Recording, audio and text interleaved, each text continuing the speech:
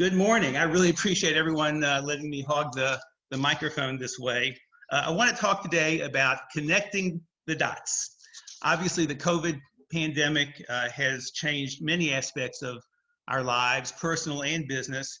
And I know we're all trying to connect the dots and see where they lead, these dots from COVID. And I will talk in a little bit about coping psychologically with this pandemic.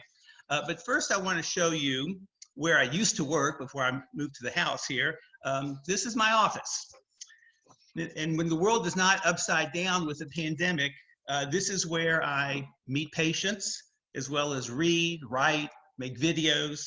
And this is typically where I first hear from potential patients, because my relationship with a new patient generally starts with a phone call. The phone rings, some stranger introduces themselves. These people call me because they're struggling with some problem in their life and they're feeling overwhelmed. It might be an illness, getting laid off, getting shut in by the pandemic. Sometimes it's actually remorse over something they've done. Stressful circumstances can bring out the best or the worst in us. And sometimes people realize that they've responded to their stress in a way that they're not proud of.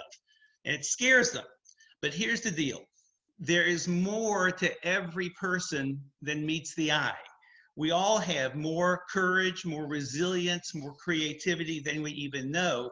But when we get stuck, it's hard to find these resources on our own. So that's why people call me. And when they're stuck and they call me, what we do is I tell them to stop, look inside, and ask themselves some questions. Simple questions, really. Questions like, who am I? Where do I come from? Who has influenced me? What effects did they have on me? What are my assumptions about myself, about the world and life? Simple questions. The answers to these questions are inside of us, waiting to be discovered. So this stopping, looking inside and asking is what I coach people to do. Now, I do this based on some beliefs I have. For example, that I believe everybody's doing the best they know how to do. It might be clear to everyone around them that they are making terrible choices again and again, but the person thinks that this is the best they can do. And they base these choices on a story they tell themselves, a narrative that explains themselves and justifies themselves to themselves. This is how they explain their life. And I believe that changing this story, this narrative, can let them make better choices. So you can describe psychotherapy as the patient and I examining their narrative, and we really get into it. I start by helping them speak the narrative out loud and put the pieces together, probably for the first time in their life.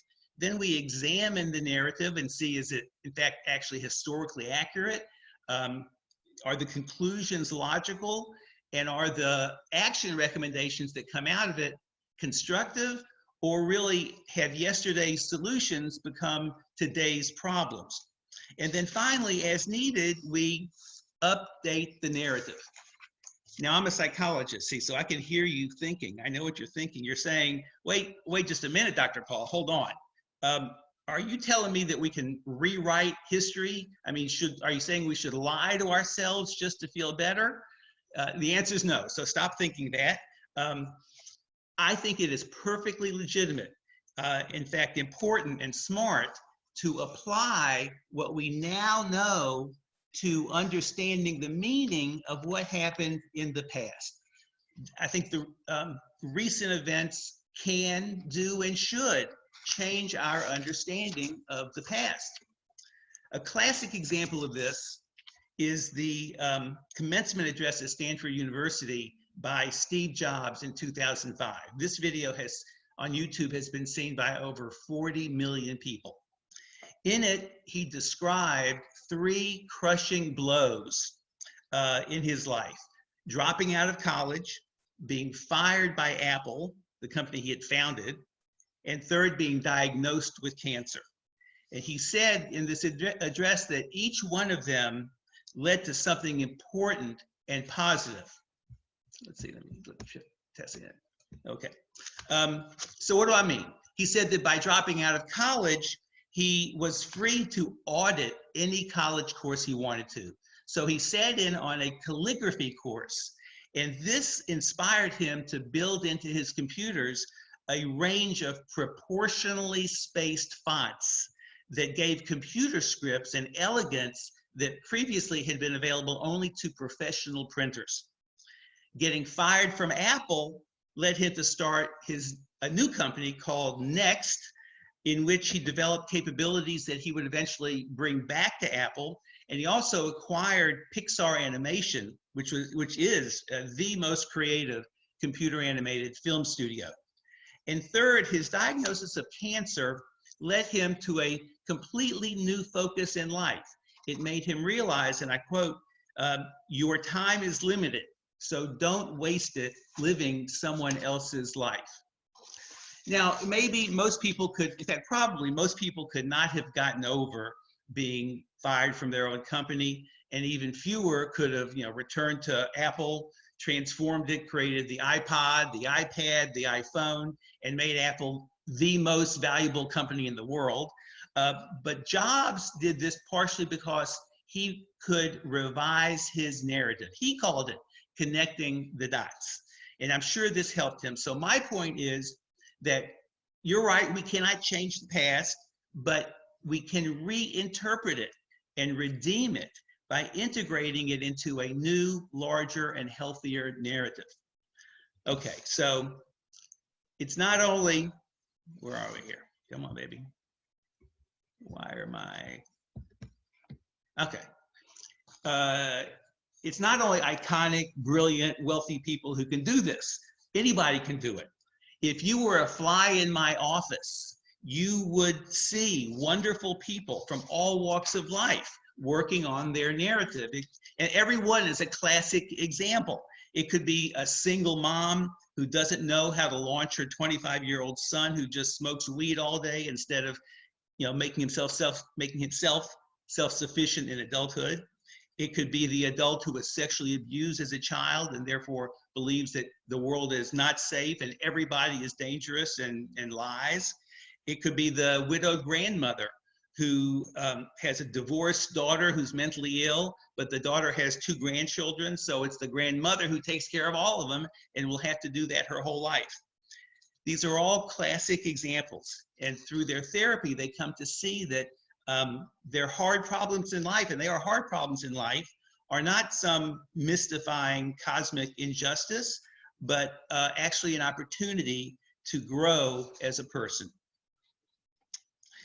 Now, with the arrival of this pandemic, it has been really fascinating to me to see that this work, this growth, this integration of the narrative happens, of course, when we're sitting in my office. BC there is before COVID, but it also happens now. It happens now when I'm sitting in a corner of my bedroom looking at a phone on a tripod, and the patient is not in the office either. The patient is at home, be it ever so humble or not so humble. Wherever we are, as I work with this patient, I put together for myself a timeline of the important events in their life. This is their history. But it's just the dots. See, it's just the dots. And the dots are set in stone, but the meaning of the dots comes from the very specific way that they connect the dots, their own narrative. And this meaning, this pattern of connection can be examined and updated if the patient will do the work. So that's the work I do. This is the work that lets the patient look inside, find the courage to reconnect their dots and make new choices. Now, as we speak, of course, everyone's trying to connect the dots of this new reality. Sheltering in place can bring all sorts of stressors.